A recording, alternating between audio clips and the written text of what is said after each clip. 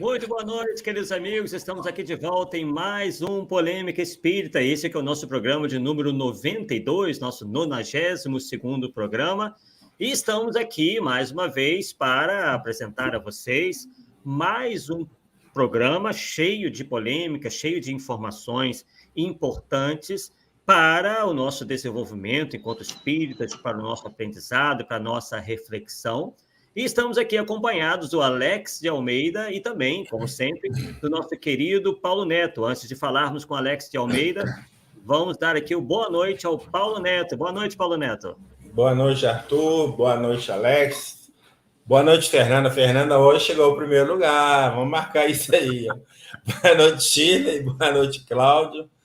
Bom, eu acho que o programa de hoje com a Alex está muito interessante, porque por mais que a gente fale que existem pessoas que fraudam, fica aquela ponta da dúvida, será mesmo? Então nós vamos trazer, vamos dizer assim, uma testemunha ocular, né? Alguém que passou pela situação. Então vai ser ótimo, com certeza, e vai ajudar as outras pessoas a entender essa problemática, né? E não cair na lábia desses falsos profetas, né, Arthur? Falsos profetas. Exatamente, Paulo. Disse tudo, exatamente. Bem, então, como vocês bem sabem, né, o tema de hoje é minha experiência com um falso médium. E para isso, trouxemos aqui, como bem adiantou o Paulo Neto, uma testemunha ocular de praticamente todos os fatos que culminaram aí em se descobrir que se tratava de um indivíduo, né, que praticava o charlatanismo se utilizando de falsas cartas consoladoras. E por isso estamos aqui com o Alex de Almeida. Boa noite, Alex. Boa noite, Arthur Azevedo. Boa noite, Paulo Neto. Eu espero poder contribuir para o canal, para poder ajudar as pessoas, né, ficarem alerta no que está acontecendo no dia de hoje. Eu não tive todo esse amparo lá no início, e hoje as pessoas, elas conseguem ter esse amparo e não aproveitam, né? Eles não aproveitam desse amparo. Então, eu fui convidado, estou aqui, missão dada é missão cumprida, e espero poder ajudar vocês. Maravilha, maravilha. Bem, então, né, lembrando que a nossa audiência, que vocês podem fazer perguntas, né, os comentários livremente. Alex, sinta-se aí à vontade, né? Não temos tempo definido, pode levar 1 hora, como pode levar 2 horas, 3 horas, estaremos aqui para ouvi-lo atentamente, porque o nosso objetivo aqui é o aprendizado, e às vezes, né, o erro, digamos assim, do outro também vai servir, né, de lição para todos nós. Então, o Alex aí vai contar a sua experiência desde o início, e eu já começo pedindo ao Alex que se apresente, fale um pouco, né, sobre você, Alex. O meu nome é Alex, eu morava no Rio de Janeiro, e em 4 de junho de 2016, a minha filha Larissa, uma filha única de 21 anos, ela sentiu uma dor de cabeça, teve um aneurisma, e desmaiou e levaram ela para o hospital. E lá chegando eu e a minha esposa, nós recebemos a triste notícia que a nossa filha não tinha mais o que fazer. A cabeça dela já estava tomada de sangue e era só fazer o protocolo, né, de tomar a verificação do protocolo de 12 horas, 24 horas. E ali começou o nosso luto. Ali começou o nosso luto, o meu, da minha esposa, dos familiares e amigos. E depois que nós fizemos, né, toda aquela cerimônia do sepultamento, do velório, do sepultamento, que ela entrou no hospital no dia 4, no dia 5 ela teve morte, dada pelo médico, no dia 6 o coração parou de bater às 14 horas, porque eu não fiz a doação de órgão, hoje eu me arrependo, e no dia 7 ela foi sepultada às 10 horas. Depois de tudo isso, começou a nossa caminhada, a minha, da minha esposa, do namorado da minha filha e da minha sogra. E começamos a buscar, né, cartas, buscar o porquê, o para quê, começamos o buscar do alimentar da alma, né? Alimentar a alma para continuar a nossa caminhada, porque a dor era e continua sendo muito grande. E foi quando nós ficamos sabendo, por uma amiga nossa, que também entregou um filho, falando de um ser, de um cidadão, que psicografava cartas com CPF, com identidade, com placa de carro, com endereço. E eu já ouvi muito falar de Chico Xavier. Eu não era espírita. Tem 7 anos e 10 meses do desencarne da minha filha, são 7 anos e 10 meses que eu estou dentro do espiritismo. E é o que está me alimentando hoje, me ajudando nessa caminhada. Então, eu já tinha ouvido falar muito de Chico. E eu pensei, se ele psicografa com CPF, com identidade, com placa de carro, com endereço, ele é melhor do que Chico. Ele não é nem igual, ele é melhor do que Chico. Então, eu vou nele. E assim eu fiz. Eu, a minha esposa, a minha sogra, fomos até a uma casa, onde se designava um centro espírita, e lá começamos a frequentar em reuniões, até que um belo dia nós recebemos a primeira carta. Uma carta cheia de detalhes, uma carta com muito tempero para que faça você não perder a vontade, né, de continuar se alimentando. E depois dessa carta, eu e a minha esposa, fomos convidados a começar a trabalhar na casa.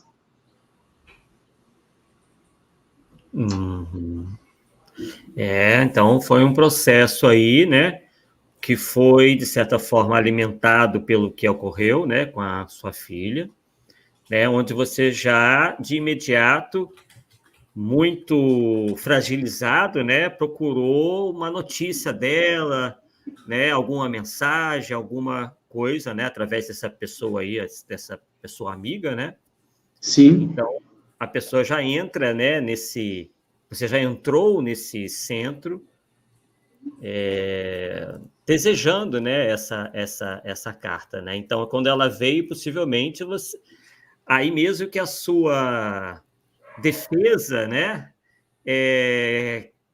caiu ainda mais, né? Que você ficou ali completamente de peito aberto para tudo que viria a acontecer depois. Certo, sim. As pessoas até depois falaram para mim, poxa, Alex, como é que você conseguiu cair nisso? Como é que depois, né, que aconteceu, depois que foi divulgado, as pessoas ficaram sabendo, elas até vieram a me perguntar como é que eu caí nisso por ser militar, né, que eu sou militar da Marinha, eu estou na reserva, e aí eu falo para as pessoas, não tem militar nessa hora, não tem isso, não tem essa preparação para a entrega de um filho, e não tem como você, na hora, quando você adentra o luto, de você começar a querer enxergar alguma coisa, ver o certo e ver o errado. Você só quer tentar estancar aquele sangue que está escorrendo muito, né? É muita dor, é muita dor. É a sua dor, é a dor da sua esposa, é a dor dos familiares, é a dor dos amigos. O namorado dela ficou completamente desorientado. Então, nós buscamos poder tranquilizar um pouco essa dor, né? Apaziguar um pouco essa dor. E acaba que a gente entra muito fragilizado. Eu costumo até dizer para as pessoas que as pessoas elas têm que começar a ter o discernimento de, mesmo com a sua dor, mesmo com a sua entrega, entre com 50% da emoção e 50% da razão. Sem dúvida, sem dúvida. Então, como a gente estava percebendo, né, sua guarda estava realmente bem baixa, né, em função desse estado emocional que a gente compreende perfeitamente que estivesse realmente muito abalado, né? Aí tá, então você começa a frequentar lá esse centro. E quanto tempo depois que veio essa comunicação?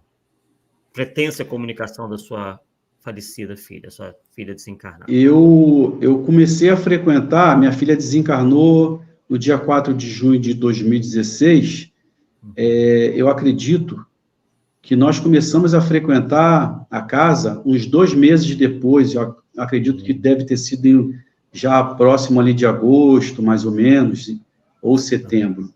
A primeira carta nós recebemos em agosto, se não me falha a memória, de 2017.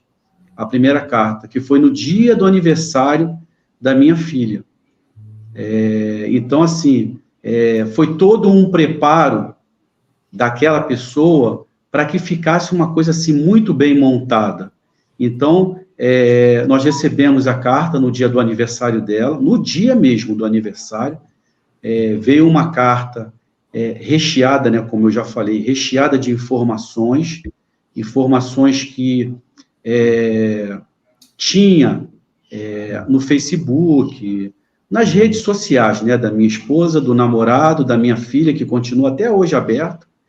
Eu que não tinha nada, eu não tinha nenhuma rede social, muito mal o WhatsApp. E quando nós começamos a frequentar a casa, acaba que nós começamos assim, é um tempo que essa pessoa tem para começar a estudar, a verificar redes sociais das pessoas. Por que eu falo isso? Porque eu conheço o pai que começou a trabalhar na casa e ele nunca recebeu carta. E eu perguntei uma vez para ele, ele falou assim: Alex, eu até agora não recebi porque as minhas redes sociais são todas fechadas. As pessoas não entram. O do meu filho, né, que foi o filho dele que desencarnou, ele fechou tudo. Então, não tinha como ter acesso para vir uma carta. Então, nós recebemos a nossa carta, depois de quase 1 ano, e depois dessa carta, nós começamos a trabalhar na casa. Eu era ali o braço direito, o braço esquerdo, eu era a perna, eu era tudo ali. Né? Eu tinha a chave, eu abria, eu limpava, eu levava para o aeroporto, eu ia buscar, levava para a rodoviária. Então, começou a chegar um grupo e começou a ficar de frente, abraçar. Né? Porque aquela carta, a primeira carta, ela me pegou completamente, não só a mim, mas também a minha esposa. Então, nós começamos, até então, era tudo verdade, era tudo maravilhoso, era tudo magnífico. Só que, quando isso tudo vem acontecendo dentro da casa, né, que ele vem olhando, vem estudando, vamos conversando, vai ouvindo um papo aqui, vai ouvindo um papo ali, ele tem a precaução de não soltar logo uma outra carta, ele segura muito, entendeu? Porque a primeira carta, ela tem que ter uma validade bem extensa. Por que você fala isso, Alex? Porque as cartas, a primeira carta é sempre aquela carta que causa um impacto, não só na família, mas a todos que ali estão. Então, assim, é uma carta que tem uma validade bem estendida. Então, nós começamos a trabalhar, a divulgar, a levar pessoas para dentro da casa, divulgar, falando que era um trabalho sério, e, de repente, eu descobri tudo que era uma tremenda de uma farsa. Sim, sim. Então, você, assim que conhece a casa, se voluntaria, você e sua esposa, se voluntariam para realmente servir quase como braço direito do falso médium. Sim, sim. Quando nós recebemos a carta, na outra semana que teve a sessão, uma outra pessoa, também que trabalhava lá, chamou eu e a minha esposa numa sala e perguntou se nós gostaríamos de fazer parte da casa, né, daquele trabalho. E, com certeza, a nossa resposta foi sim. Ficamos muito contentes, muito felizes, né, pelo convite, fazer parte de tudo aquilo, né, aquelas coisas que ajudam, né, que nós pensávamos, né, que ajudam as pessoas, que eram coisas sérias, e nós aceitamos de peito aberto, e ali começamos a trabalhar de uma tal forma que a nossa vida mesmo era só aquilo. Nós vivíamos para aquilo. Nós não tínhamos outras coisas a se fazer. E quando tinha, nós cancelávamos e nós mergulhávamos diretamente nisso para poder suprir, né? Para poder ajudar as pessoas e também suprir também a ausência também da nossa filha. Aham. E já havia muita gente frequentando aquela casa? Olha, aproximadamente umas de 30 a 40 pessoas, porque a casa era muito pequena. A casa era muito pequena, muito apertadinha, era uma casa pequena. Se não me falha a memória, tinham 2 quartos só, né? Sala, cozinha, banheiro. Era bem pequenininho, né? Tinha uma garagem que também não suportava muito, por causa que era altos e baixos. Então, era o pontapé inicial dele. Era uma coisa bem humilde, para que as pessoas pudessem olhar, né, ver toda aquela humildade e ficar assim, sentido com aquela situação e até mesmo começasse a querer ajudar de uma forma que aquilo pudesse crescer, né? Porque quando nós estamos dentro de um trabalho, que nós achamos que é um trabalho sério, a primeira coisa que nós queremos fazer é fazer aquilo crescer, é divulgar, é mostrar para as pessoas, né? Melhorar o ambiente. Então, era dessa forma que a gente pensava. Mas a quantidade ali era de 30 a 40 pessoas. Mas no decorrer daquilo que começou a ser divulgado, começou a chegar muita gente, né? Começou a ter trabalho mediúnico, né? Começou a ter trabalho mediúnico, a trabalhar com as pessoas. A minha esposa mesmo deu início a um trabalho mediúnico. Ele queria, né? Ele até pediu a ela que ela começasse a desenvolver também a parte da psicografia, de desenhos, dessas coisas. Então, selecionou algumas pessoas para fazer parte do trabalho mediúnico. Então, ele conseguia amarrar tudo de uma forma muito bem, muito bem pensada, né? Ele é uma pessoa muito inteligente, só que ele usa a inteligência dele para o mal. Uhum. Muitos, inclusive, desenvolvem uma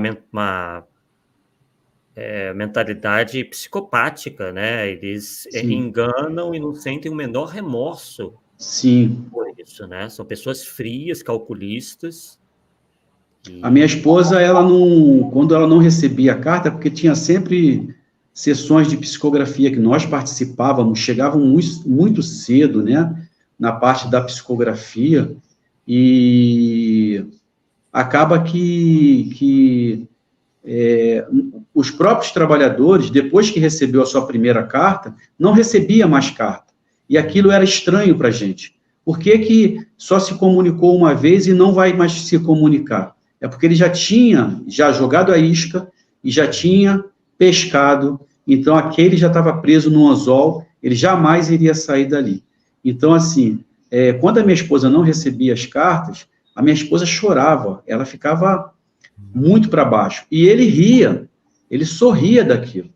Né? E ele era uma pessoa, assim, muito fria. Ele é uma pessoa muito fria. E ele ria daquilo tudo.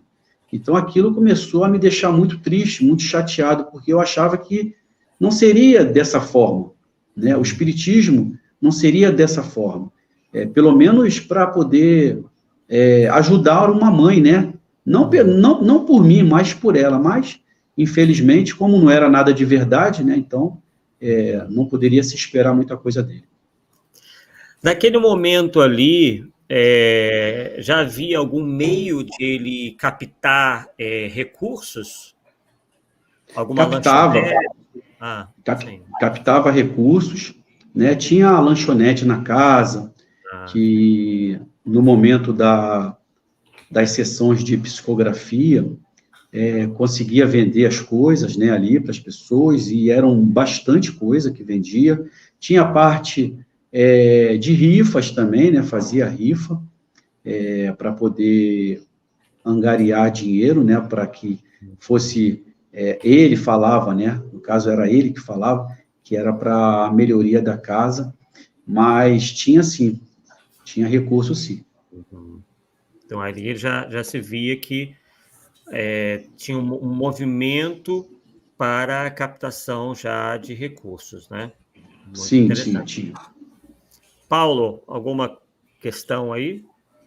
Você chegou a perceber essa mesma situação que você passou em outras pessoas, ou tomou conhecimento, ou pessoas te procuraram para te relatar o problema delas também? Lá dentro da casa, Paulo? Não, depois que você saiu, depois que você descobriu a história, tá? Teve pessoas que te procuraram para contar a situação deles também, trocar informação com você, alguma coisa nesse sentido? Sim, teve sim. Algumas pessoas. Não, assim, não foi um número grande.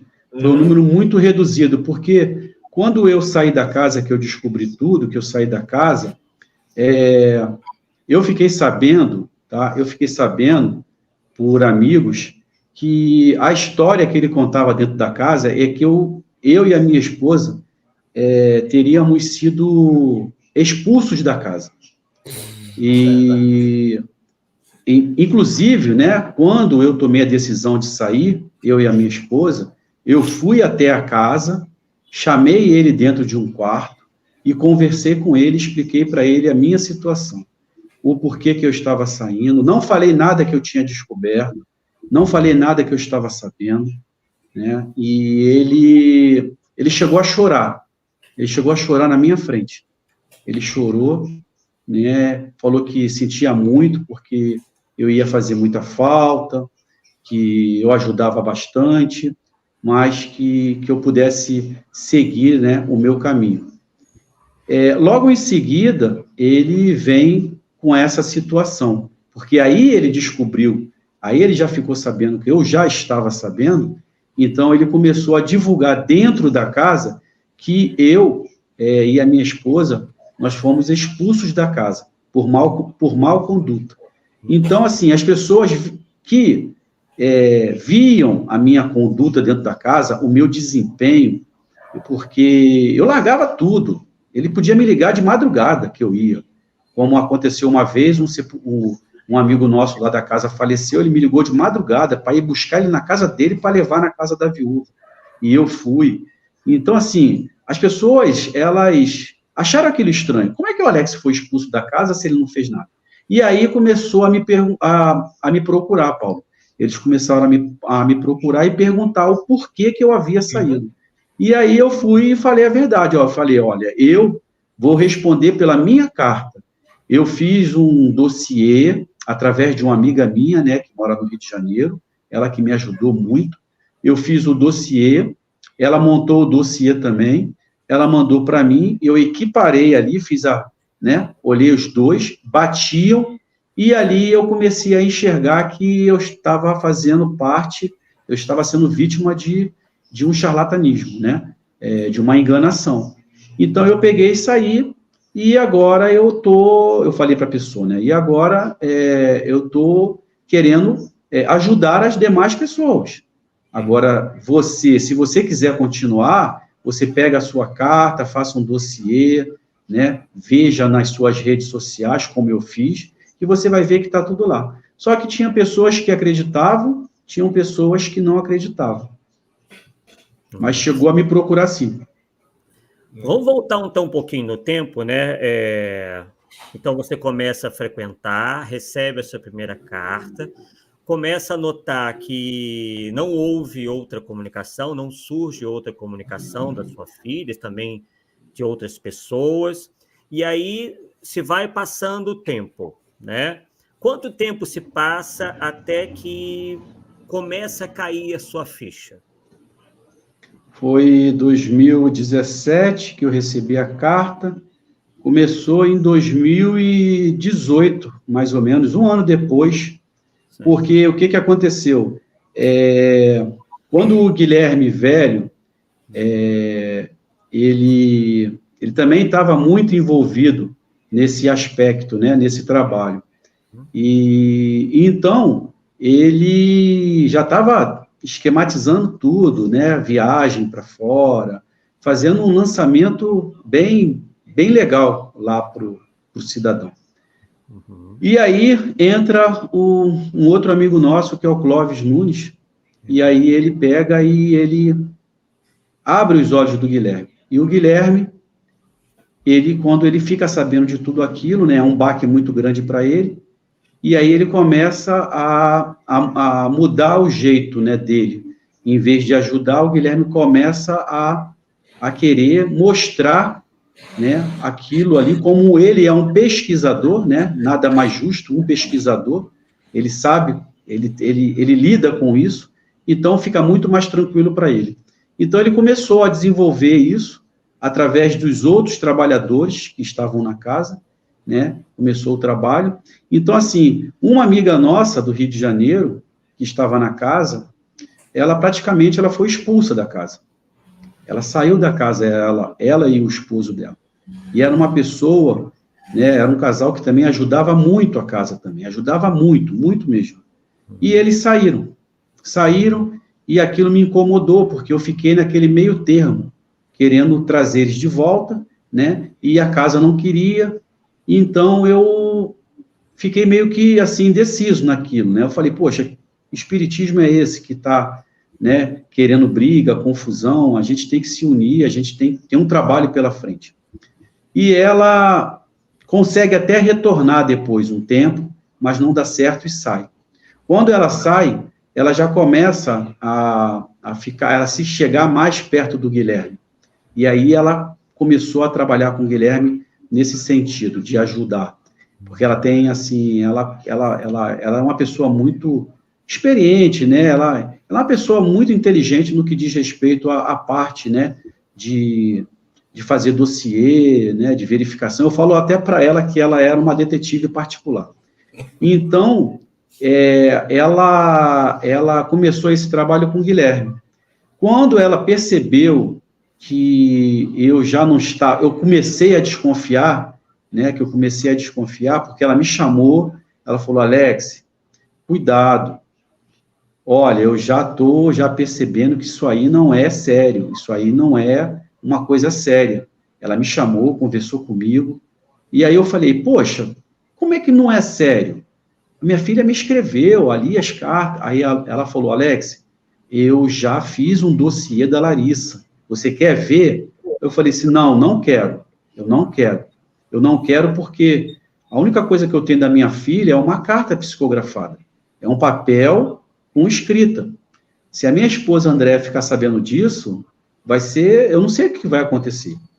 E aí ela falou, quando você quiser, está aqui comigo guardadinho, mas cuidado, aonde você está, né, não são cartas sérias, eu estou falando pela Larissa, a carta da Larissa, ela falou.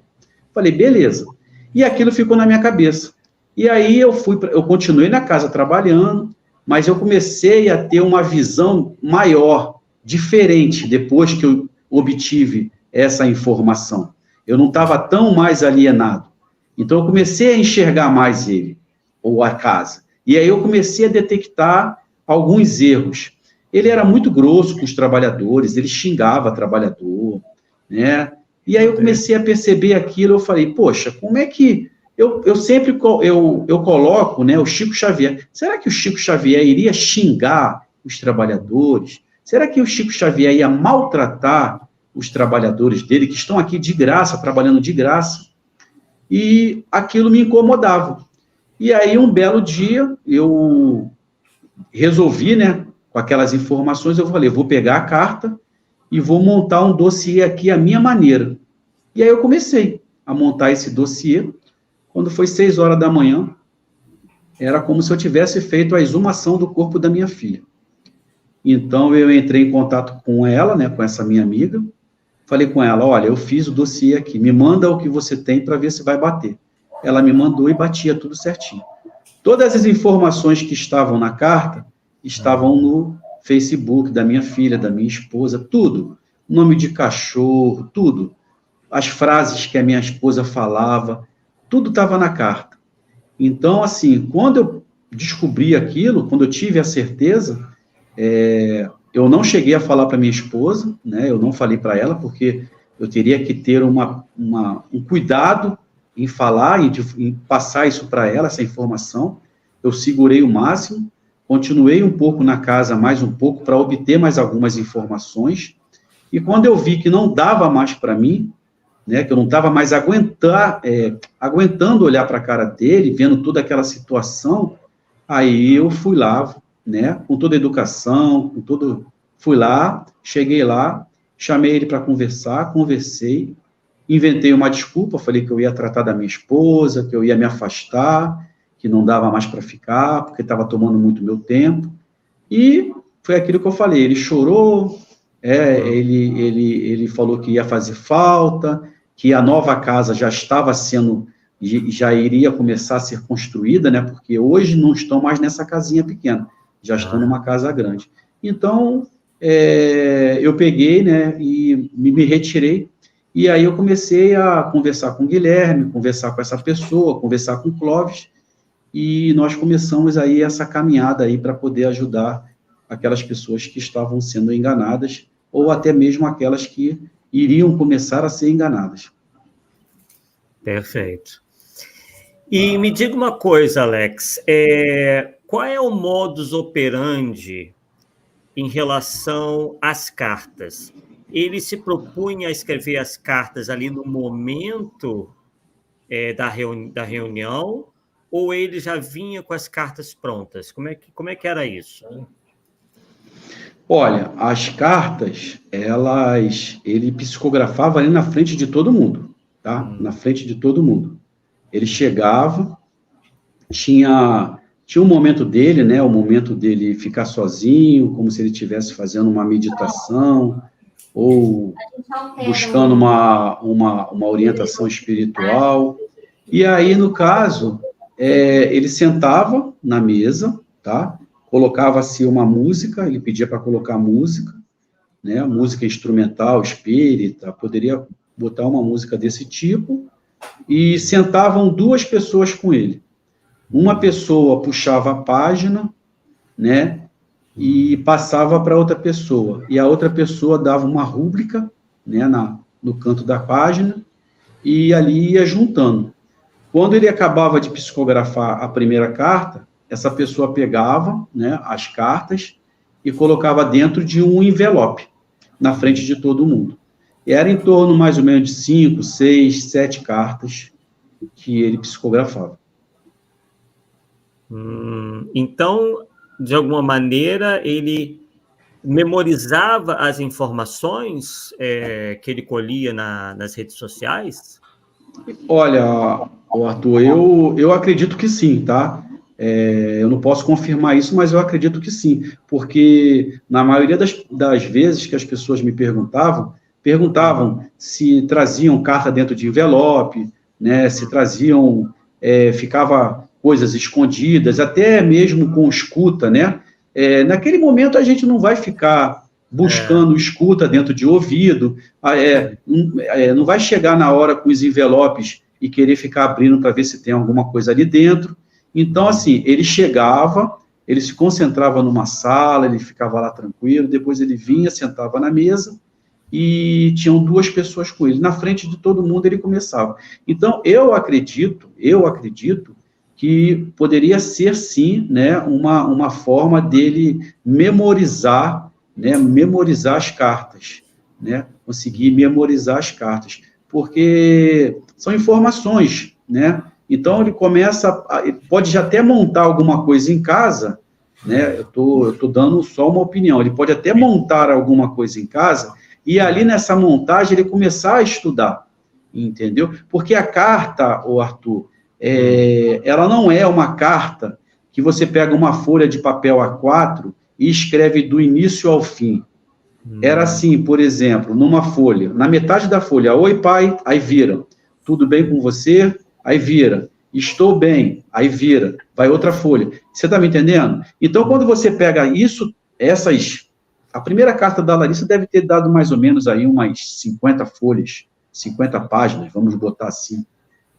Se você pegar essas 50 páginas e transcrever, ela não vai dar nem metade de uma folha. Você está me entendendo? Então, assim, quando a pessoa ela pega aquela Bíblia, né, aquela carta bem cheia, a primeira coisa, porque é tudo de caso pensado, eu penso dessa forma, é tudo de caso pensado.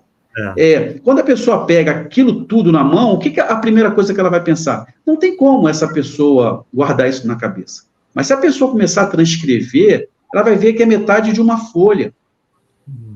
A gente, eu falo para as pessoas, você que gosta de um cantor, né? Eu, por exemplo, adoro Legião Urbana. Se pedir para cantar as músicas do Legião Urbana, de tanto eu ficar ouvindo, de tanto eu ficar cantando, eu já memorizei ela. Eu posso psicografar as cartas do Legião Urbana. Você está me entendendo? Então, assim, mas são 5, 6, 7 cartas. É que as pessoas, hoje em dia, elas não têm o conhecimento da capacidade do cérebro humano, do quanto que você pode usar. De 100%, nós só estamos utilizando aí 5% e muito mal. Só que ele, com a inteligência dele, ele usa o máximo possível para o mal. Então, as pessoas acham que, por elas não ter a capacidade de poder guardar essas informações na sua mente, ela acha que todo mundo vai ser igual a ela. Mas se você entrar hoje no Google, né, e você jogar lá curso de mentalização, essas coisas, você mentaliza, você guarda, né, você consegue guardar. Então, assim, tinha um espaço grande da psicografia de uma para outra, tinha um espaço grande. Então, eu acredito sim nessa sua, quando você fala se poderia ser uma memorização de cartas, eu acredito que poderia ser sim. Você bem citou, pode ter sido uma escuta, né? Alguém ditando para ele. Isso. Ou uma boa memória fotográfica, nós mesmos lá no canal estamos mas eu acho que quando você tem 7 CPF para colocar, 7 placas de carro, 7 números de telefone, o negócio complica. Eu acredito mais no ponto, tá? No ponto de escuta. Não estou falando que não existe outra possibilidade, mas eu acredito mais neste. Porque aí é muito mais fácil. Alguém lá de fora vai ditando e vai copiando. É muito mais fácil. Correto. É porque nós, né, é o que eu falo, ninguém está aqui afirmando que tinha ponto, que tinha isso, que tinha aquilo, mas pode ser, sim, uma hipótese, que já tinha sido até levantado anteriormente, né, só que nós não, na época, nós não tínhamos isso na cabeça. Para a gente, era realmente o espírito que estava ali ditando, né, e de uma forma tranquila a gente aceitava, acreditava com a nossa fé. Tem uma pergunta aqui do Vladimir Cabral, né, dentro dessa nosso ponto de agora. As pessoas davam seus dados dias antes ou só na hora? Olha, com ele não tinha preenchimento de ficha, tá? Não tinha preenchimento de ficha. Mas o que acontecia? A rede social, ela era bem, assim, ativa. As redes sociais eram bem ativas. Então, quando acontecia de ter uma reunião de psicografia, as pessoas, elas caem num erro de entrar lá no comentário e falar, eu quero uma carta do meu pai, o meu pai Joaquim Pedro da Silva, que morreu num acidente de carro. Aí começa a dar informações, começa a munir o inimigo. Então, assim, as pessoas, elas, quando tem essa rede social aberta, que ele deixava a rede dele social aberta e bem ativa, falando das reuniões, falando que ia ter a psicografia em tal lugar, as pessoas já entravam lá e já começavam, né? Eu vou, fulano também vai. Falava até por terceiro. Então, o que acontecia? Nessa hora é a hora que a pessoa que está por trás das redes sociais, ela conseguia captar quem vinha e quem não vinha. Porque o que acontecia? Tinha vez que a pessoa falava assim, por exemplo, eu, Alex, eu quero uma carta da minha filha Larissa, ela desencarnou com 21 anos de aneurisma cerebral. Aí o que acontece? Eu ali já estou falando o nome da minha filha, estou falando a idade dela, estou falando do que ela desencarnou, correto?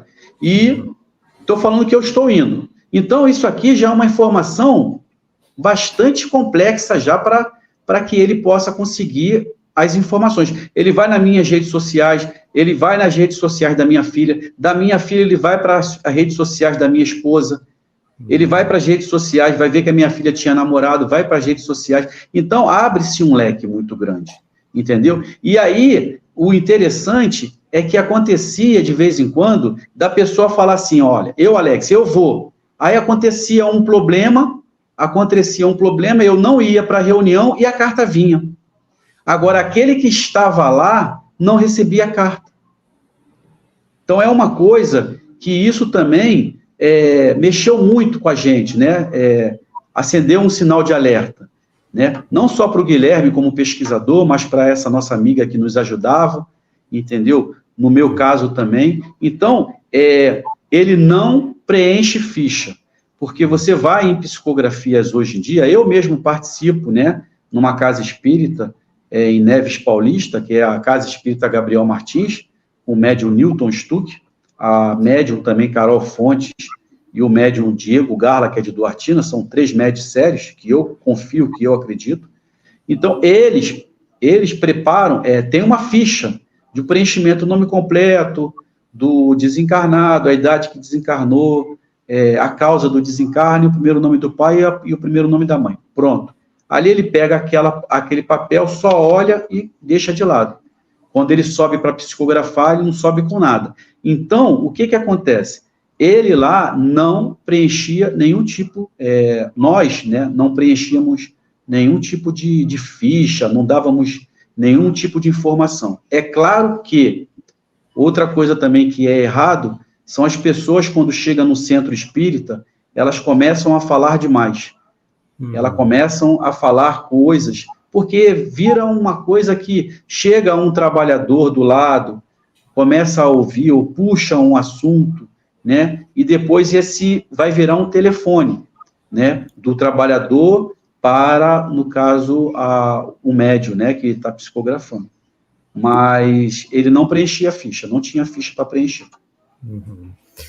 Por isso que é importante, né, o trabalho que vem sendo feito a partir desse caso aí, que são os exames, né, de chamar certos médiuns que fazem esse tipo de trabalho para um teste, né, em ambiente controlado, e muitos, né, os médiuns sérios têm aceitado essa proposta, né, de serem examinados, serem testados.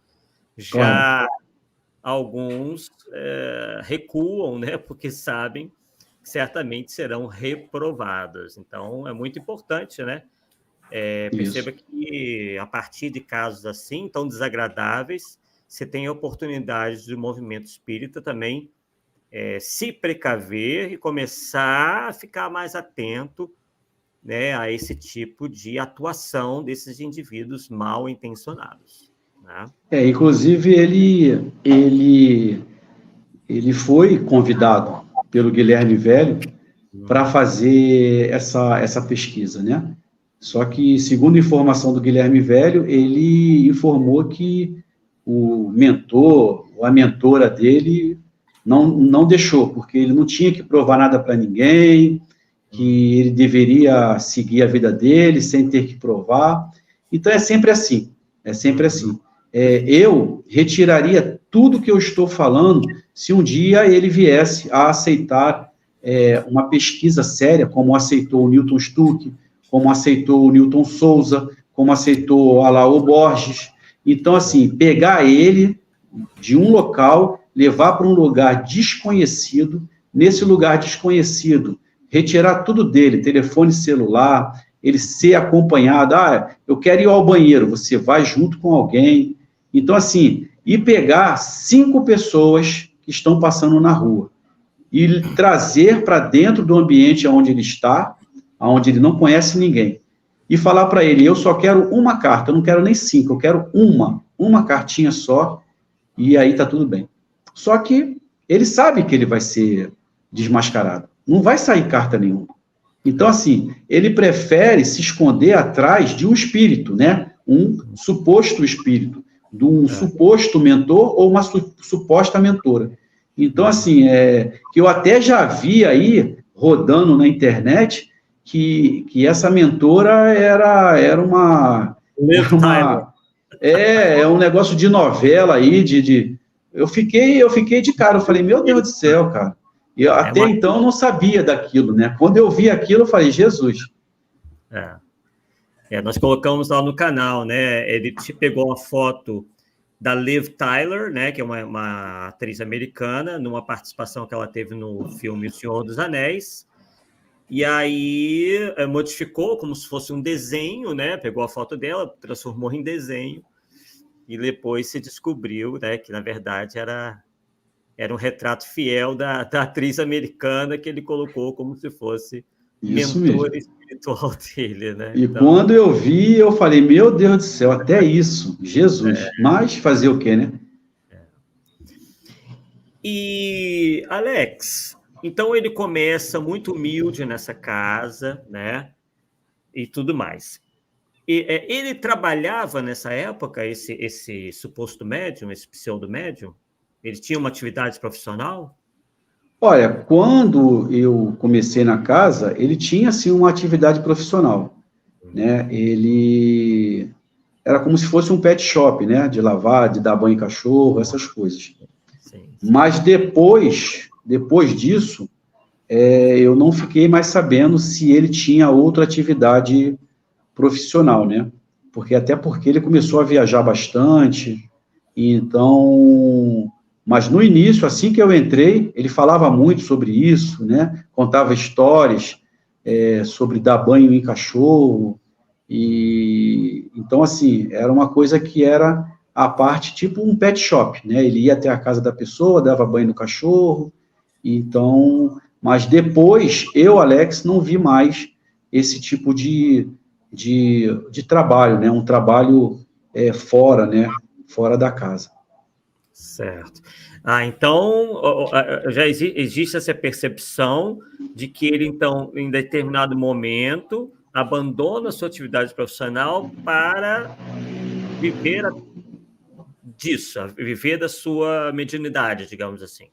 Sim, sim, sim, porque depois eu não fiquei sabendo, porque tinha muitas viagens, né, tinha viagens aqui mesmo no Brasil, ele começou a viajar para o exterior também, né, então, assim, não tinha como ele ter algo, né, ele deu início à faculdade, eu acredito até que ele já terminou a faculdade dele, então, ele acho que fez faculdade de psicologia, alguma coisa assim, né, então, é uma coisa que quando eu entrei na casa, a percepção que eu tive, porque ele falava, era que ele trabalhava nesse ramo de banho, né, de cachorro, mas depois eu não vi mais. Então, se entende, né, que ele para um trabalho, né, que era o trabalho dele, para ele começar a se dedicar mais à sua suposta mediunidade. Que já é um sinal, né, bem claro aí, né, e já o coloca sob suspeição, né? Quer dizer, começa a viver dos frutos do seu trabalho mediúnico. E parece também que ele teria psicografado um livro, não é isso? Da mentora dele. Sim, sim. Eu acho que ele psicografou, eu acho que tinham, pelo que eu acompanhei, eu acho que tinham 2 livros, eu acho, que aí começou a venda de livros, né? Começou a venda de livros. Nas psicografias, começou a vender livro, mandava para outros lugares para poder vender. Então, assim, começou uma arrecadação, né, em dinheiro com a venda dos livros. Aí tinha a venda no caso da cantina, quando tinha psicografia, tinha a parte do bingo, tinha bingo, que fazia bingo. Nós fizemos um almoço, né, com bingo, nós fazíamos também rifa, também na hora da psicografia, né, tudo isso arrecadava dinheiro, um pouco daqui, um pouco dali, e aí conseguia, né, arrecadar um bom dinheiro. Aí agora, se eu vou falar, né, aí eu não sei se ele utilizava desse dinheiro para o sustento dele, aí eu já não sei informar, porque eu não fazia parte dessa parte aí do financeiro, da parte de contabilidade. Já era uma outra pessoa que tomava conta. Eu ia realmente perguntar isso, né? Se você chegou a perceber alguma alteração muito grande no padrão de vida dele. Mas eles são espertos, né? Eles geralmente escondem bem isso, né? Porque se você der o start muito rápido, se você for com muita sede ao pote, acaba levantando, né, uma poeira muito grande, e aí vai ficar vai ficar muito à mostra isso aí. Então, assim, ele tinha um padrão de vida dele, pelo que eu entrei, pelo que eu saí, era um padrão de vida o mesmo que ele tinha quando eu entrei, quando eu saí. A única coisa que ele fez é sair de uma casa que eu acreditava que era alugada e adquiriu uma outra casa lá, que aí eu também não sei como é que ele adquiriu a casa, se foi financiado, se pegou empréstimo. Eu sei que ele conseguiu um imóvel, até porque eu ajudei na mudança, eu, a minha esposa, nós pintamos a casa para entregar, nós ajudamos no nosso carro a fazer a mudança. Então, ali também não se passou para ninguém, ninguém ficou sabendo de que forma foi que ele adquiriu o imóvel dele. Realmente essas coisas são complicadas a gente ficar sabendo.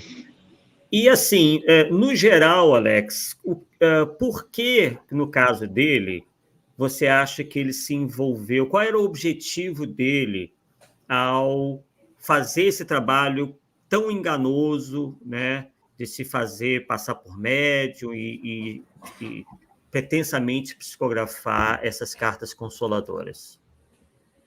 Olha, na minha percepção, ele queria fama. Primeiro, ele gostava de fama, né? Ele queria ser conhecido, né? Ele queria ser diferenciado.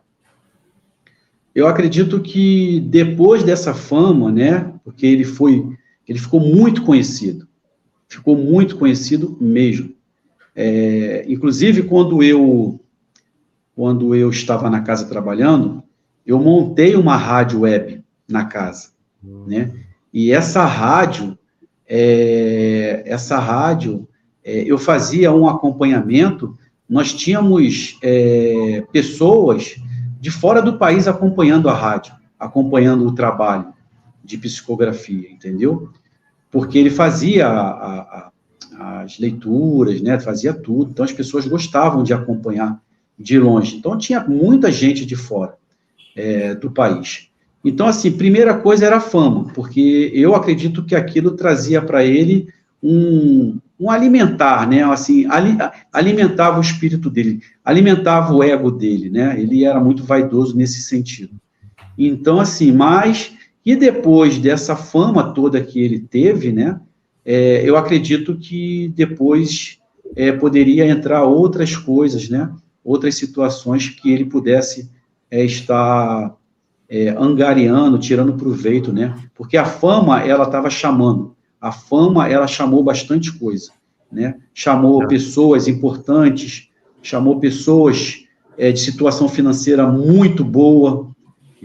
Então, assim, isso tudo, quando você tem na sua mão, quando você tem à sua volta, você consegue, né? Começa a fazer aquela situação de que você começa a jogar os problemas, né? Tipo, poxa, estou precisando de um terreno para poder montar uma casa maior, porque aqui está muito apertado. Então, aquilo, né, no meio de todos, então aquilo acabava comovendo aquele que tinha dinheiro no bolso, que estava muito bem envolvido, e ia para casa pensando naquilo, né? E a pessoa, num belo dia, chegava lá e doava um terreno, como aconteceu. Então, assim, é muito, muito bem esquematizado. Não é uma coisa, assim, da noite para o dia. Se montou um esquema muito importante, muito, assim, muito bem montado. E ele conseguia, dessa forma, tirar proveito aos poucos, né? Da fama, da situação, de ajuda, de preciso disso, preciso daquilo. Então, assim, aos pouquinhos. Se ele conseguisse, né, se ele conseguiu guardar algum montante em dinheiro, isso nós não ficamos sabendo. Mas é uma coisa que de degrau em degrau, né? Não pode se querer tudo ao mesmo tempo, tem que ser um pouquinho aqui, um pouquinho ali. Mas eu acredito que a fama, ela é o carro-chefe para poder fazer com que você consiga trazer as pessoas para você, que são vários tipos de pessoas, com várias situações financeiras, e ali você começa a dar uma de pobre moço, um pobre coitado, e aí você começa a ficar o pedinte e você consegue conseguir. E ele fazia alguma espécie de trabalho social? Olha, nós começamos lá com a parte de cesta básica. Tinham trabalhadores que conseguiam cesta básica e começamos a ajudar, sim, pessoas que estavam precisando, né, de alimento, inclusive trabalhadores, inclusive pessoas vinham de longe também para buscar pegar essa ajuda.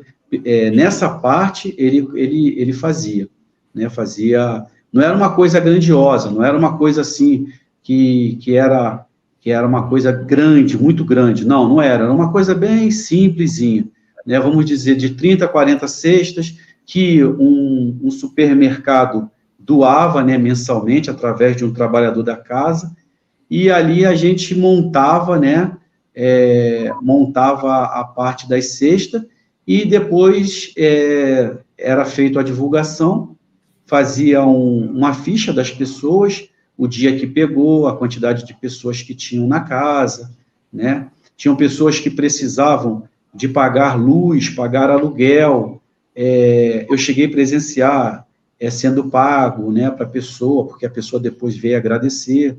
Então, assim, essa parte da assistência social, ela funcionava não tão grande, mas funcionava um pouquinho, sim, para ajudar. Certo.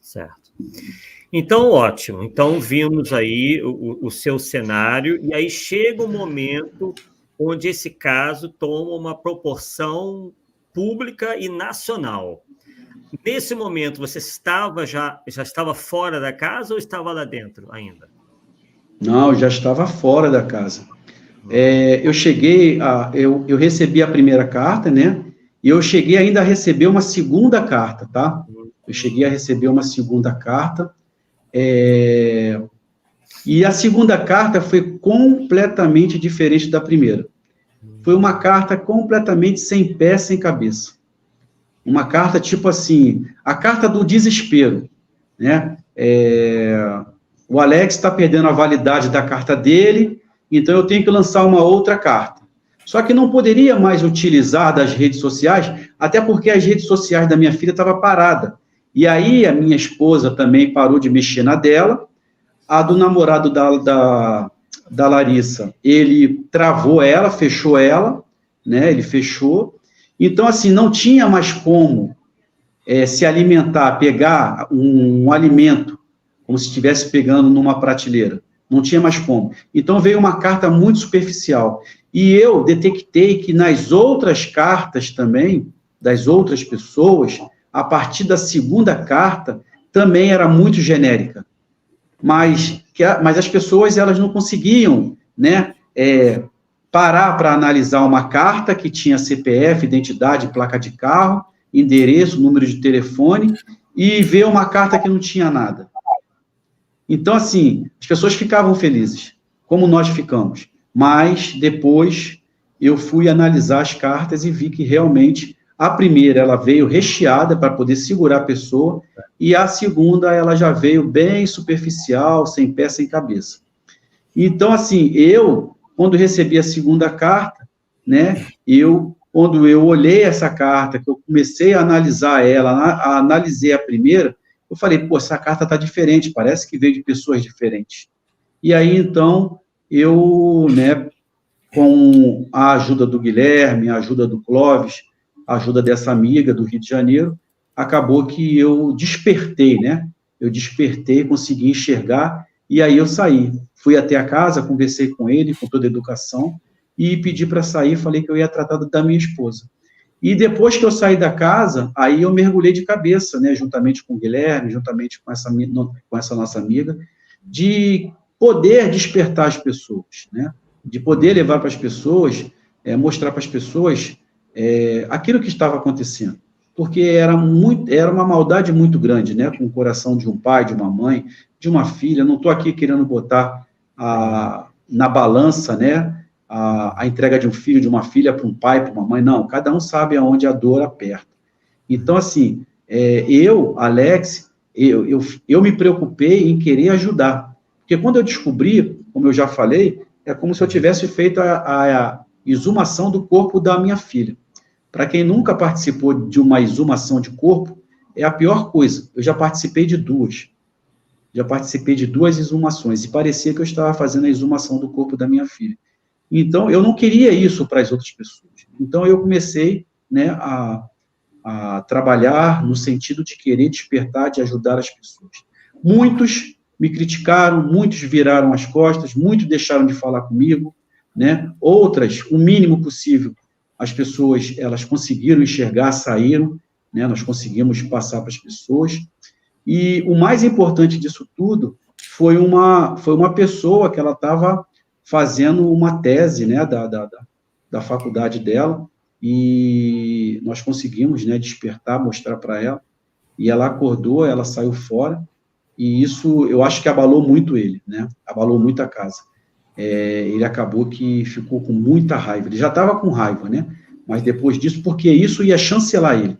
Ele poderia pegar essa tese e mostrar para todo mundo. E foi na hora certa, foi preciso isso, né? Isso foi uma coisa precisa. E aí nós conseguimos despertar essa pessoa acordou e nós conseguimos ajudar ela também. Mas esse grande trabalho que teve, né, da mídia, né, que saiu aí no Fantástico, que saiu aqui no Brasil e fora do Brasil, foi depois que eu estava fora da casa. Certo. Em relação só um pouquinho. Em relação aos dados que se pegava nas redes sociais para compor as cartas, você percebeu que era só ele que fazia esse tipo de coisa, ou tinha mais gente com ele, ou pessoas do grupo dele, um grupo mais fechado, que fazia essa coleta para passar para ele, entendeu? Se deu tempo de você perceber isso, porque de repente nem deu para perceber, né? Não, como eu já tinha falado, Paulo, ele chegava para psicografar, era uma coisa centralizada nele, tá? Eu não posso afirmar para você, eu falar para você, olha, tinha A, B, C ou D com ele. Tinha uma equipe montada, eu não posso falar isso. O que eu enxerguei era que ele, né, ele era o carro-chefe disso. Agora, sim, é claro que, de repente, ninguém faz uma coisa sozinha, né? Essas coisas não tem como você fazer sozinha, centralizar para você. Você tem que ter uma distribuição. Uma pessoa que mora com você, a sua esposa, ou o seu melhor amigo, a sua melhor amiga, né? Para poder fazer com que a coisa ande. Porque era muita coisa para se fazer para uma pessoa só. Mas eu, Alex, assim, no tempo que eu fiquei na casa, é aquilo que eu já falei. A gente, quando está na dor, a gente não consegue enxergar essas coisas agora que eu estou enxergando. A gente fica muito com aquela coisa de cavalo ali, a gente só quer olhar para frente, a gente só quer acreditar que aquilo é verdade. Se alguém chega para você e fala que é mentira, você quer até voar no pescoço dele. Por quê? Porque é a única coisa que nós temos. Sim. Se uma pessoa como essa minha amiga falou para mim, Alex, olha, cuidado. Eu fiquei muito chateado com ela, no ato que ela me falou. Por quê? Porque era a única coisa que eu tinha. Era uma carta. A minha filha, entendeu? Então, assim, quando a gente está dentro da casa, a gente não consegue ter essa percepção. O pouco tempo que eu fiquei na casa, já com a antena ligada, eu também não consegui perceber isso, entendeu? Porque ele era muito, assim, essa pessoa, ele era muito reservada, ele pensava muito, ele articulava, entendeu? Não era coisa assim estabanada. Ele dava um passo de cada vez. Ele pensava, ele analisava lá na frente o que ia dar, se desse errado ele voltava, isso eu consegui ter essa percepção. Ele é uma pessoa muito inteligente, entendeu? Então, assim, ele não deixava muito, assim, ponta sem nó, coisas aparecendo, entendeu? Mas o tempo que eu fiquei lá, eu não consegui perceber se tinha mais pessoas com ele aí, formando uma equipe, né? Aí eu não posso afirmar. Mesmo porque se tivesse percebido, você já teria, né? Ah, já teria, já estava também no... Ia perceber, no rolo, né? Isso mesmo. Você sabe que a gente tem, em termos de público, nós temos universos diferentes, né? Então, tem público que gosta muito de assistir live, outros presenciais, outros gostam de ler. A pergunta é, você está pensando ou já fez alguma coisa por escrito, tipo um livro ou um artigo grande sobre esse caso seu? Não, eu não pensei nisso, não. Até porque... Eu te dou até o título, você quer? Cartas Paulo, Consoladoras, como fui enganado. Cara, você não calcula que o alcance, cada um tem o seu nível de alcance, é isso que eu estou querendo dizer. Que vou falar com o Guilherme. Isso, juntos os dois. Vou falar com o Guilherme. Quer ver que a coisa não é tão difícil? Pega essa gravação desse vídeo aqui, outros lugares que você fez, transforma esse texto, nós temos programas na internet que fazem isso, e pega, depois que você tem isso lá, você faz, junta tudo, está praticamente pronto, cara. Certo. O trabalho é mínimo. Mas eu não pensei, não. Eu não pensei nisso, não. Assim, eu tenho um site, se você fizer, eu coloco no meu site. Então tá bom. Tá? Eu vou falar com o Guilherme. Eu tentarei colocar num outro lugar que divulga e-book. Eu tenho que ter o material para apresentar para a pessoa, para análise, mas a chance é grande de colocar lá também. E a gente vai divulgando por esses outros meios. Entende? Certo. Eu vou falar com o Guilherme, que o Guilherme tem essa experiência aí de livros, né? Se ele topar, a gente senta e começa assim, que vai ajudar bastante as pessoas. Pô, eu até publicar mesmo, de forma impressa, sei lá. Verdade. Boa ideia. Bem, a Fernanda, né, já está perguntando aqui se vocês chegaram, então, a ser perseguidos, ou se outras pessoas também foram perseguidas. A perseguição foi da seguinte forma. Ele tinha um poder de persuasão, né? Ele tem um poder de persuasão muito grande. Ele abre a boca, ele fala com uma paz, com uma tranquilidade, quando ele quer. Quando ele quer, ele consegue. E isso ele faz com que as pessoas, né?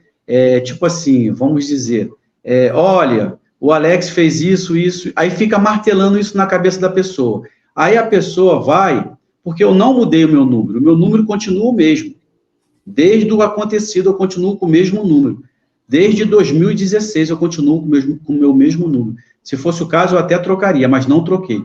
Então, assim, as pessoas me ligavam, me ameaçavam, eu sei onde você mora, eu sei onde você está estragando um trabalho. Então, eu venho sofrendo, agora até diminuiu mais, mas eu vinha sofrendo com muita intensidade, inclusive até a minha mãe, descobriram o telefone da minha mãe, que mora em Fortaleza, não sei como, mas descobriram o telefone da minha mãe, e chegaram a ligar para ela com ameaça, e ela falou comigo, filho, ligaram para cá falando que vão fazer isso com você, o que está acontecendo? Aí eu expliquei para ela, falei, mãe, não esquenta a cabeça não, que não vai acontecer nada, se tivesse que acontecer, já tinha acontecido, mas até as pessoas falavam, Alex, faz o seguinte, grava a conversa, printa a conversa, vai numa delegacia, faz um boletim de ocorrência. Eu, sinceramente, na maioria das vezes, vai ser até assim uma coisa assim, até interessante. Tinha vez que as pessoas me ligavam com um tom de voz, com raiva, falando que ia me matar, que ia fazer e acontecer. E eu ia ouvir a pessoa, depois eu falava, eu posso falar agora? Pode falar. Eu falei, você sabe da minha história? Não. Aí eu contava a minha história para a pessoa, eu explicava o que aconteceu, e a pessoa acabava aqui, poxa, eu não sabia do seu lado. Então, o que falta para as pessoas é saber do outro lado, e também saber ouvir, saber acreditar. Não é só ficar numa forma só. Porque quando você fica só na dele, você vai ficar alimentando isso. E você acaba que você começa a fazer uma perseguição de uma pessoa, como eu vinha e venho sofrendo, né? Sem nenhum conhecimento. A pessoa liga para outra para ameaçar sem saber da história dela, o que aconteceu com ela. Então, chegou o momento de eu conseguir reverter essa situação, mas eu sofri e sofro ainda ameaças ainda. Mas boletim de ocorrência, delegacia, eu não quero isso para mim, não. Eu entrego na mão de Deus. Se eu tiver que partir pela mão de alguém de lá, eu vou partir, tranquilo. E do ponto de vista doutrinário, Alex, ele inicialmente se dizia o quê? Espírita, espiritualista? Assim que eu cheguei na casa, a casa era uma casa espírita kardecista. Depois que eu saí da casa, aí se denominou várias coisas. Até então, quando teve a matéria, né, lá no Fantástico, se não me falha a memória, ali ele fala que ele não era espírita kardecista, né? Ele fala ali que era que era outra situação, né? Então, assim, ele começou a tirar... Por quê? Por causa da FEB, né? Da Federação Espírita. Primeiro que a casa não era federada. A casa não era federada, entendeu? A casa não era federada. Então, assim, quando ela não é federada, a própria FEB, ela não pode fazer nada, né? Não é federada, não está sobre a nossa responsabilidade. Então, o que acontecia? Ele não federou a casa, não federou, e acabou que, quando, né, aconteceu tudo, que veio à tona, a primeira coisa que ele foi falar, né, que ele foi passar para as pessoas, foi que, olha, eu não sou espírita de Kardec, eu não sou kardecista. Aqui, aí ele falou um nome lá, deu uma denominação para a casa, que era fora do espiritismo. Então, assim, a própria federação, nesse momento, ela amparou, ela ajudou até onde ela podia.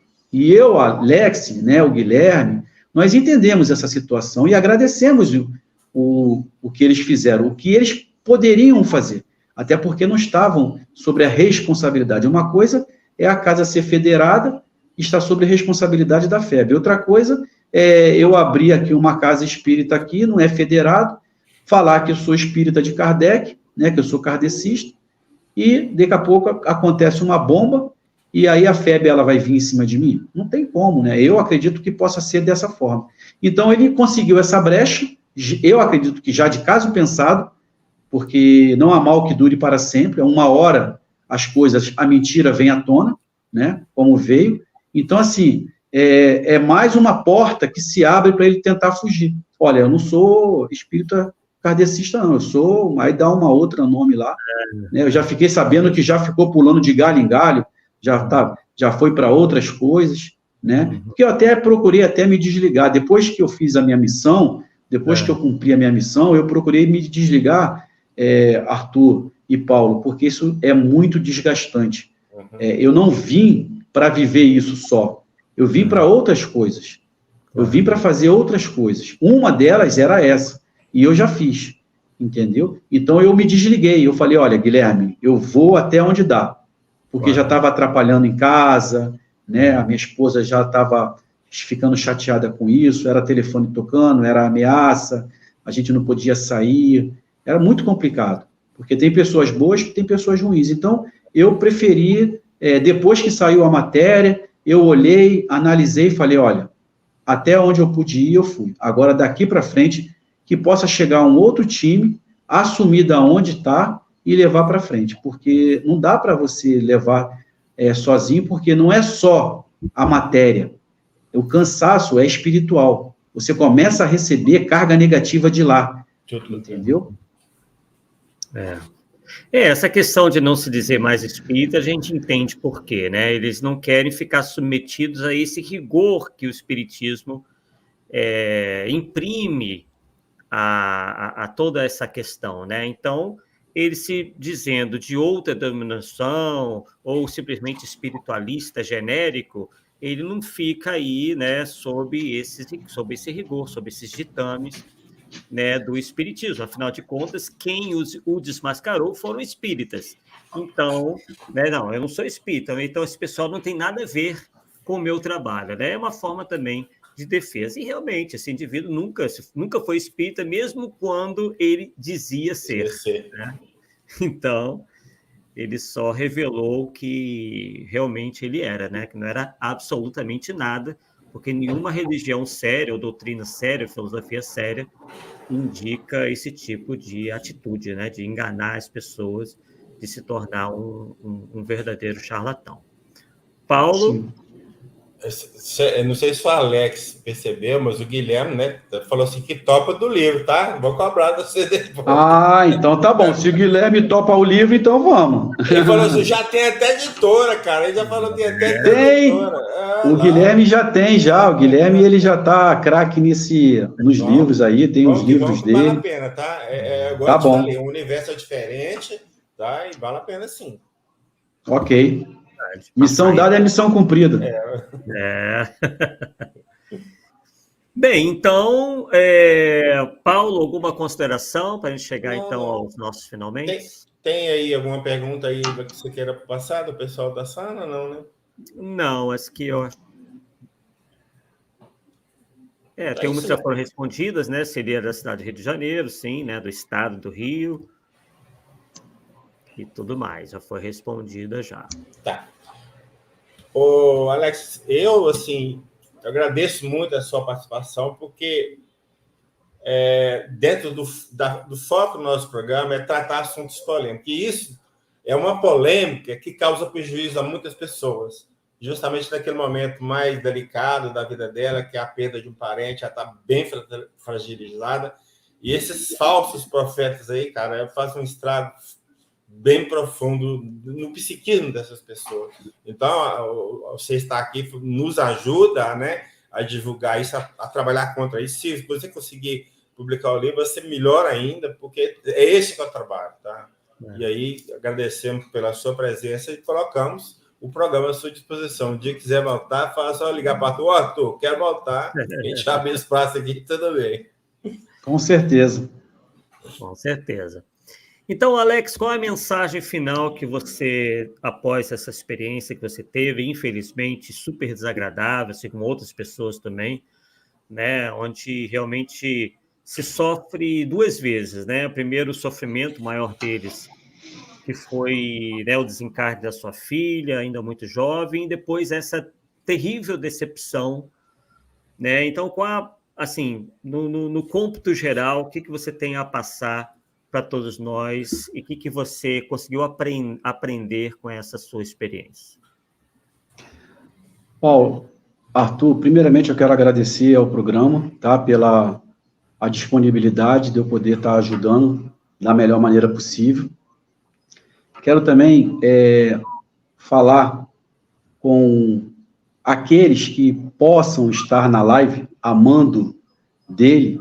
Eu quero deixar bem claro que aqui não foi dito nem o CPF e nem o CNPJ, nem o nome dele e nem o nome da casa, porque os meios que ele tem de poder fazer com que as pessoas não façam esse tipo de trabalho é entrando com um processo. Então, ele lá coloca, né, a sua tropa para ficar, porque eu falo isso porque eu era trabalhador, eu ficava dentro da casa, né, e de vez em quando ele pedia para que nós entrássemos nos vídeos do Guilherme Velho, denunciasse para poder fazer o vídeo cair, tá? Isso ele pedia para os trabalhadores. Então, tinha uma meta lá de você entrar e denunciar 5, 10, 15 vezes, até fazer aquilo cair, beleza? Então, eu quero deixar bem claro para você que está nos comentários da live, que está assistindo, não foi dito nome, CPF, nem CNPJ, tá bom? Para depois, eu vou pegar uma parte, vou pegar o que o Alex falou, para tentar entrar com um processo para calar a boca dele, tá? Então, esse é um recado que eu tenho para aqueles que estão aí para servir de tropa, né, para ele, tá? E, segundo, com relação às pessoas que estão entregando seus entes queridos, porque neste exato momento que nós estamos aqui fazendo essa live explicativa, tem um irmão nosso entregando o ente querido, né? Tem um irmão nosso entregando um pai, um filho, uma filha, e acaba que esse cidadão, ele vai acabar caindo, até o Guilherme gosta desse termo que eu falo, ele vai acabar caindo lá no ninho do passarinheiro. Ele vai ser enganado. E nós que já fomos enganados, a gente conhece, a gente sabe, né, da dor, sabe da dificuldade. Então, eu falo para você que está entregando agora o seu ente querido, que está entregando o seu pai, que está entregando a sua mãe, eu sei da sua dor. Eu sei da dor de um pai que entregou um filho.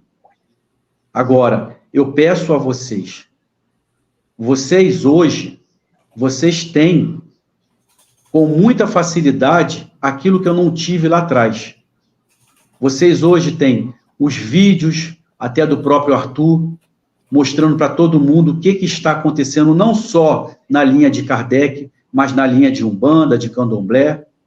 Você tem livros, você tem palestras, você tem uma matéria do Fantástico. Então, você tem um alimento muito grande, coisa que eu lá atrás eu não tive. Em 2016 eu não tive isso.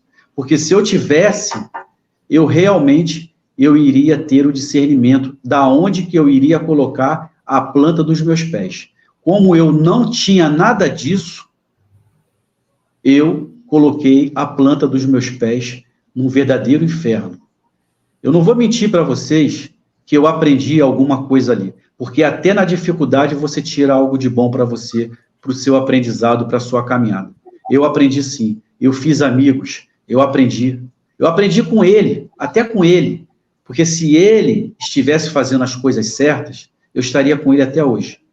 Eu aprendi com ele que até para ajudar você precisa saber ajudar, senão você acaba atrapalhando. Então não foi tão ruim assim.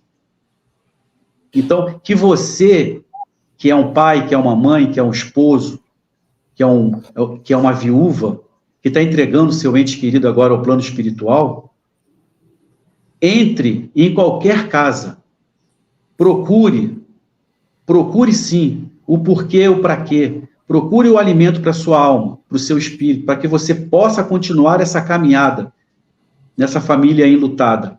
Mas entre as diversas casas, com 50% da emoção e 50% da razão. Não entre só com a emoção, porque eu, Alex, só entrei com a emoção. Não entrei com a razão. A razão, ela desceu o túmulo, junto com a minha filha, no dia 7 de junho de 2016. Mas hoje, depois de tudo isso, eu consegui adquirir a minha razão. E hoje, quando eu trabalho, eu não perdi a minha fé, a minha fé aumentou no espiritismo, eu continuo os trabalhos de caridade, eu continuo frequentando o centro, eu continuo trabalhando, eu continuo na parte da psicografia com o médium Newton Stuck, que é de Neves Paulista, que é um médium muito sério, que é um médium que participou da pesquisa, sim, juntamente com o Newton Souza, juntamente com Alaú Borges. Então, eu hoje estou dentro do trabalho, mas eu vou falar uma coisa para vocês. Tem muita gente, amigos meus, que perderam a razão de continuar seguindo o espiritismo. Tem casais, amigos, que até hoje eles brigam por causa disso, porque eles foram enganados. Tem casais que estão pensando até em separação por causa disso.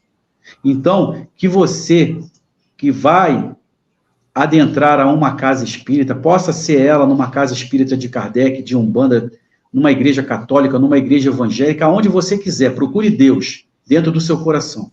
Mas 50% da razão e 50% da emoção. Porque tem muitas pessoas boas, mas também tem muitas pessoas ruins, só esperando que você deixe, cair essa sua armadura para que você possa ser enganado. E quando você está dentro do luto, quando você está dentro da entrega, da devolução de um ente querido à pátria espiritual, você se torna um alvo fácil, vulnerável. Qualquer coisa que você ouvir, como eu ouvi, vamos lá, que a carta tem CPF, identidade, tem placa de carro, tem endereço. Essa foi a isca mais cara que ele jogou em alto mar, e ele conseguiu pegar eu e a minha esposa. E nós pagamos caro por isso. Mas é o que eu falo para vocês. Se vocês tiverem o discernimento, se vocês tiverem o entendimento, se vocês começarem a ler, a estudar a doutrina espírita, ou qualquer outra doutrina, qualquer outra religião, você com base, você com conhecimento, você jamais será enganado. Porque na hora que uma pessoa abrir a boca para falar alguma coisa, você tem base. Então busque o conhecimento. Porque o conhecimento ninguém vai arrancar de você, nem mesmo quando você voltar ao plano espiritual. Isso é seu. Isso é seu. Não fique se preocupando com coisas materiais. Procure alimentar o seu espírito. Deixe de materializar o espírito. Vamos espiritualizar a matéria. Porque se você não espiritualizar a matéria, se você não buscar conhecimento, se você não ler, se você não buscar, não procurar, ficar sentado num sofá ou deitado numa cama esperando a morte chegar, o conhecimento não vai chegar e você vai ser alvo fácil, como eu fui lá atrás. Então, o que eu deixo para vocês aqui é a minha experiência de pai enlutado e pai enganado. que vocês possam começar a partir de hoje, através do canal do Arthur Azevedo, do Paulo Neto, a buscar conhecimento, não só na doutrina espírita. Você que é do candomblé, você que é da Umbanda, procure, busque saber, busque o seu conhecimento, porque você, de posse do conhecimento, você jamais será enganado. Eu, lá atrás, eu não tinha conhecimento, eu não tinha isso que eu agora estou tendo. Então, eu fui muito fácil, eu fui uma presa muito fácil. Então, eu não quero que aconteça com vocês o que aconteceu comigo. Então, eu deixo aqui para vocês, tá, esse meu relato, deixo aí para o Arthur, para o Paulo Neto, quando precisar de mim, para qualquer coisa é só me chamar. Eu tenho um canal no YouTube, né, que eu tenho as cartas psicografadas da minha filha, que eu recebi do Newton Stuck, eu venho recebendo do Newton Stuck, da Carol Fontes e do Diego Gala, que é de Duartina. Eu recebo cartas dele, graças a Deus, e dessas cartas eu busco fazer o quê? Eu leio as cartas e depois eu faço um ponto de reflexão de um pai enlutado em cima de uma carta de uma filha que está no plano espiritual. E eu coloco lá no meu canal. O meu canal é o canal Alex de Almeida. Quem quiser entrar lá, dá uma força, Alex de Almeida. É separado, tá, gente? Alex, separa D, separa Almeida. É como se estivesse escrevendo meu nome como está aí, ó.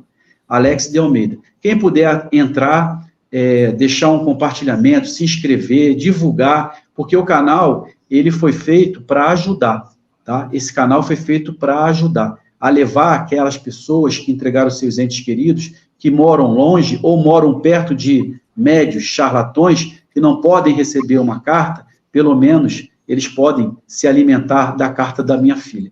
Então, eu deixo aqui o meu canal, deixo aqui o meu abraço, o meu respeito, tá? O meu comprometimento com o Arthur, com o Paulo Neto, e se precisar de mim, nós vamos estar juntos, se Deus quiser. Excelente, excelente, né? Eu acho que você cumpre aí um dever, inclusive, né, de passar essa sua experiência para que outras pessoas sejam alertadas, se premunam. Você bem alertou aí, né, e incentivou o estudo da doutrina espírita, que realmente, quando bem estudada, nos faz ficar, né, com os olhos abertos em relação aos charlatães, aos mistificadores, tanto encarnados quanto desencarnados. Então, realmente, muito interessante. Inscrevam-se aí no canal do Alex, né, Alex de Almeida, aqui no YouTube, né, que vocês vão poder extrair ainda mais informações lá, como é que foi essa carta, os depoimentos dele, enfim, os vídeos, que certamente são muito importantes, né? Inclusive, aqui o Newton Stuck, né, já está na nossa lista aí para a gente... Isso! Falo aqui para o programa, o Alaor Borges já esteve, né? Também o Newton Souza. Orlando de Noronha.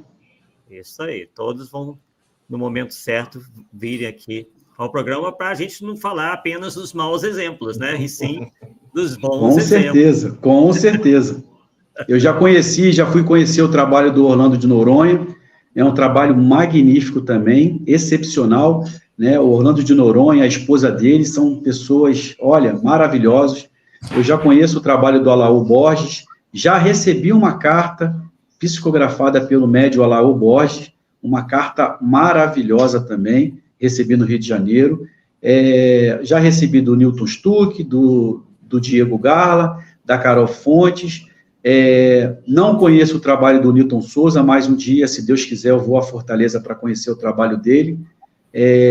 Tem também o lá de Uberaba também, que não é o Alaor Borges, esqueci o nome dele agora, ai meu Deus, eu esqueci o nome dele agora, poxa vida. Então, eu também conheço o trabalho dele, eu fui também lá em Uberaba também, numa excursão para conhecer o trabalho dele. Então, assim, existem médios sérios? Existem médios sérios. E esses médios sérios, eles precisam aparecer, eles precisam falar, eles precisam falar sobre os trabalhos dele.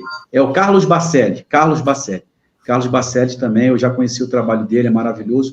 Então, assim, seria trivial, seria excelente se o Arthur, se o Paulo Neto, né, chamasse esses médios aí para poder bater um papo com eles, ouvir um pouquinho a história deles, porque é muito, muito interessante. Sem dúvida, a oportunidade vai vai surgir, né, para a gente convidar esses outros médios aí.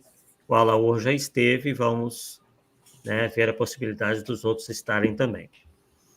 Bem, então, Paulo, né, quer fazer mais algum comentário, Paulo? Final, realmente? Não, só isso mesmo, já falamos. Maravilha. Então, agradecendo aí mais uma vez o Alex, né, de Almeida, que nos trouxe aí o seu relato, né, realmente que enriquece bastante os nossos conhecimentos, que nos premune, como eu já disse, né, acerca desses trabalhos aí visando enganar as pessoas, indo na contramão do que o Espiritismo ensina, indo na contramão, né, de outros trabalhos, esses sim, bastante sérios dentro da seara espírita. Né? Então, o Alex aqui terá sempre as portas abertas, né, para novas participações, novas reflexões mais para frente, né, Alex? Então, agradecemos a você mais uma vez, né? Ficamos felizes aí de você ter recebido, né, essas comunicações dessa feita verídicas, né, da sua querida filha, né, que se encontra no plano espiritual, né? Realmente não sabíamos desse detalhe. E vamos agradecer também a todos que aqui estiveram. Não tivemos nenhum ataque, nada disso, né? Nosso público aqui realmente sempre bastante colaborativo, mas, claro, como você falou, né? Existe todo o grupo dos fanáticos que ainda estão comprando essa ideia, né, dessas pessoas. Então, às vezes, eles realmente se manifestam aí quando tem a oportunidade. Então, graças a Deus, dessa vez não ocorreu. Bem, pessoal, então, estamos dando por encerrado o nosso Polêmica Espírita de hoje. Voltaremos não na próxima quarta, né, uma vez que o nosso programa é quinzenal, porém, na outra, com mais um convidado tão interessante quanto o Alex, né, trazendo aí a sua vivência, né? Então a gente percebe que uns vão aprendendo com os outros, né? Nós vamos aprendendo uns com os outros aí dentro e fora da seara espírita. Então desejamos aí vocês um bom final de feriado, né? Hoje é dia 1º de maio, dia do trabalho. Estamos aí nas últimas horas aí desse feriado e até a próxima, pessoal. Se Deus quiser. Tchau, tchau. Tchau, tchau. Boa noite. Tchau, tchau.